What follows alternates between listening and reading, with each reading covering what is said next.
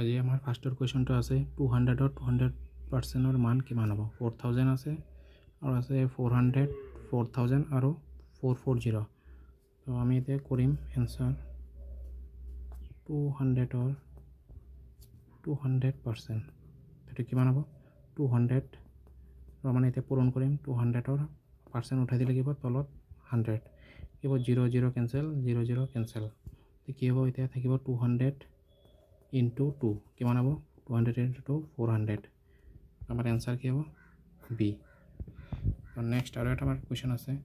যদি 5 অংকযুক্ত আটাইতকৈ সৰু সংখ্যাটোৰ পৰা 3 অংকযুক্ত আটাইতকৈ ডাঙৰ সংখ্যাটো বিয়োগ কৰা হয় তেন্তে উত্তৰটো হ'ব কোনটো হ'ব 9001 9000 9990 আৰু 489 তো আমাৰ ইয়াত চাব লাগিব 5 অংকযুক্ত আটাইতকৈ সৰু সংখ্যা কি আছে 5 অংকযুক্ত আটাইতকৈ সৰু সংখ্যাটো হৈছে আমাৰ একৰ লগত 4টা 0 মানে 10000 আৰু 3 অংকৰ আটাইতকৈ ডাঙৰ সংখ্যা কি হ'ব 999 এটা আমি কি কৰিব লাগে বিয়োগ কৰিব লাগে এটা আমি যদি ধাৰ কৰিব গ'লে কেনেকৈ কৰিব লাগে এটা ইয়াত 1 আছে ইয়াত 0 আছে ইয়াৰ পৰা ধাৰ কৰিব লাগিব এতিয়া 1 টো আমি ইয়াত কৰিব গ'লে কিমান হ'ব 10 এটো কিমান হৈ যাব 0 আকৌ ইয়াৰ পৰা ইয়াত লৈ গ'লে এটো হ'ব 10 এটো কিমান হৈ যাব 9 আকৌ ইয়াৰ পৰা আমি এক ধাৰ কৰিলে এটো কিমান হৈ যাব 9 এটো হৈ যাব 10 আকৌ ইয়াৰ পৰা এক ধাৰ কৰিলে এটো 9 হৈ যাব এটো হৈ যাব 10 এটা আমি বিয়োগ কৰিম 10 - 9 কিমান হ'ব 1 তাৰপিছত 9 - 9 0 9 - 9 0 9 - 0 কিমান হ'ব 9 মানে কিমান 9001 নেক্সট আমাৰ কোৱেশ্যন আছে কোনো এটা ত্ৰিভুজৰ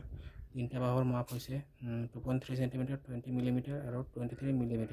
ত্ৰিভুজটো হৈছে এটা তিনিটা বাহুৰ মাপ বেলেগ বেলেগ আছে তাৰমানে কি হ'ব ত্ৰিভুজটো আমাৰ বিষমবাহু ত্ৰিভুজ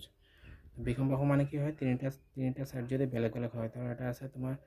2.3 আৰু এটা আছে 20 আৰু এটা আছে 23 মানে তিনিটা সাইড বেলেগ বেলেগ আছে তোমাৰ এটা কি হ'ব বিষমবাহু এইটো হৈছে সমবাহু মানে কি হ'ব যদি তোমাৰ তিনিটা সাইড সেম হয় ধৰা এটা 2 এটো 2 আৰু এটো 2 তেতিয়া কি হ'ব এইটো আমাৰ সমবাহু আৰু যদি কয় সমদ্বিবাহু হয় সমদ্বিবাহু হ'লে আমাৰ কি হ'ব দুটা বাহু সমান হ'ব লাগিব এইটো ধৰা এটা ত্ৰিভুজ দি আছো এনেকৈ নহয় ধৰা এইটো এটা ত্ৰিভুজ এইটো আছে 5 এইটো 5 এইটো আছে ধৰা 3